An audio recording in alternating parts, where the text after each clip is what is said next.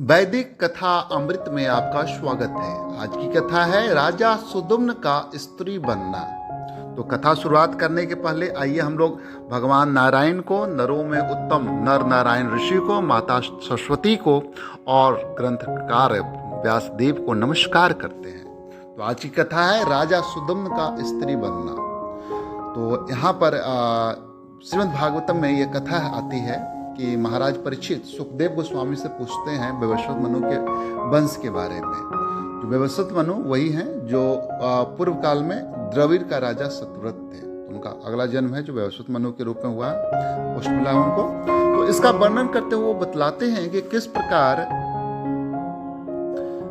प्रलय जल में लेटे हुए भगवान ने अपने नाभि से उत्पन्न कमल से ब्रह्मा जी को जन्म दिया और ब्रह्मा जी के मन से मरीचि उत्पन्न हुए जिनका पुत्र कश्यप थे, और कश्यप को अदिति के गर्भ से विश्वान की प्राप्ति हुई जिसकी पत्नी संज्ञा के गर्भ से श्राद्धदेव मनु उत्पन्न हुए। श्राद्धदेव की पत्नी श्रद्धा ने 10 पुत्रों को जन्म दिया जिनमें इक्ष्वाकु तथा नृग प्रमुख थे।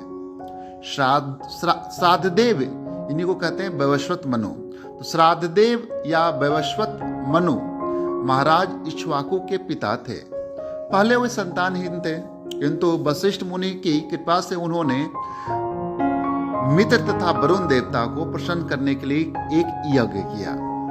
यद्यपि वैवस्वत मनु चाहते थे पुत्र रत्न की प्राप्ति, लेकिन उनकी जो पत्नी थी वो पुत्री की प्राप्ति चाहती थी। लेकिन उनकी पत्नी का चूंकि संकल्प था पुत्री की प्राप्ति का, इसलिए उस यज्ञ के द्वारा उनकी पत्नी की इच्छा अनुसार उन्हें ईला नामक पुत्री प्राप्त हुई। अतः मनु पुत्र प्राप्ति से संतुष्ट नहीं थे।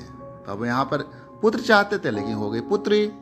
तो अब वो संतुष्ट नहीं थे। तब फलस्वरूप वशिष्ठ मुनि ने मनु को की तुष्टि के लिए ईला को, जो एक बालिका थी, तो ईला को एक बालक में परिणत करने के लिए प्रार्थना की, जिसे भगवान ने स्वीकार कर लिया। अतः ईला एक सुंदर युवक हो गए जिसका नाम सुदुम्न रखा गया, राजा सुदुम्न। अब देखिए कि एक बार राजा सुदुम्न अपने मंत्रियों के साथ शिकार करने के लिए चले गए और सुमेरु पर्वत की तलहटी पर सुकुमार नामक एक वन है। तो सुकुमार नामक वन का इतिहास यह है कि जब कोई वहाँ पर प्रवेश करता है तो स्त्री में परिणत हो जाता है। तो जब महाराज परीक्षित ने इसका कारण पूछा तो उन्होंने बताया कि सुखदेव गोस्वामी ने बतलाया कि सुदुम्न ने स्त्री बनने के बाद,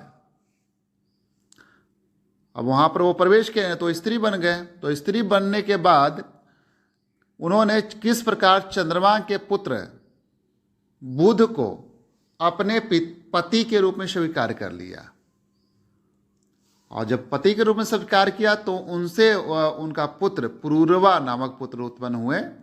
तो अब शिव जी की कृपा से सुदुम्न को अब फिर वहाँ पर शिव जी की तपस्या करते हैं, तो शिव जी की कृपा से सुदुम्न को अब एक वर प्राप्त होता है जिसमें अब वो 1 मास तक स्त्री और 1 मास तक पुरुष वन के रूप में रहेंगे।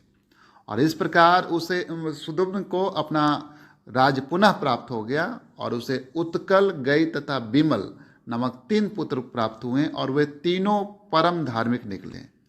तत्पश्चात उसने अपना राज्य पुरूरवा को महाराज को सौंप दिया और स्वयं वानप्रस्थ आश्रम में चले गए। तो ये कथा बहुत अद्भुत कथा है श्रीमद् भागवतम का, जहाँ पर आप देखते हैं कि कैसे एक राजा जो है फिर स्त्री के रूप में परिणत हो जाता है, फिर प्रार्थना करता है। तो अब इस बार उसको वरदान शिव जी देते हैं कि 1 महीने आप पुरुष रहेंगे और 1 महीने स्त्री रहेंगे। तो इस प्रकार ये कथा आती है। धन्यवाद। हरे कृष्णा।